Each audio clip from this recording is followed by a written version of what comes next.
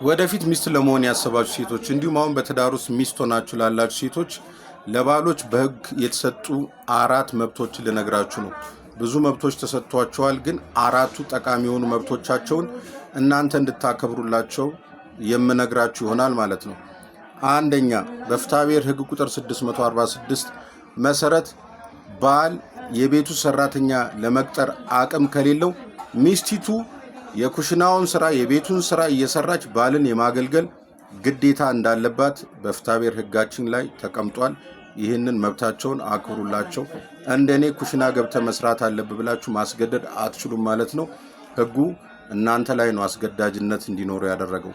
ሁለተኛ፣ በፍትሐብሔር ሕግ ቁጥር 641 ንዑስ ቁጥር 1 መሰረት የመኖሪያ ቦታ ምርጫ ላይ እዚህ ከተማ እንኑር፣ እዚህ ስፍራ እንኑር፣ እዚህ ቀበሌ እንኑር ብላችሁ የመወሰን ስልጣን የላችሁ። ሚስቶች፣ ባሎች ናቸው ይሄ ስልጣን ያላቸው።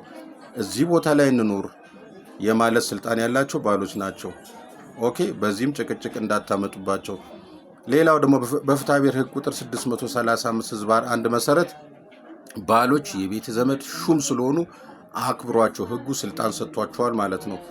ሌላው ደግሞ በፍትሐብሔር ሕግ ቁጥር 641 ንዑስ ቁጥር 1 መሰረት ባል ሚስቱን የመጠበቅ የሕግ ግዴታ አለበት፣ ኃላፊነት አለበት። ስለዚህ የት ሄደሽ ነው፣ የት ጠፍተሽ ነው እያለ አንዳንድ ጥያቄዎችን አልፎ አልፎ ሲያቀርብላችሁ ምን አገባ ብላችሁ መጎፍጠጥ አትችሉም ማለት ነው።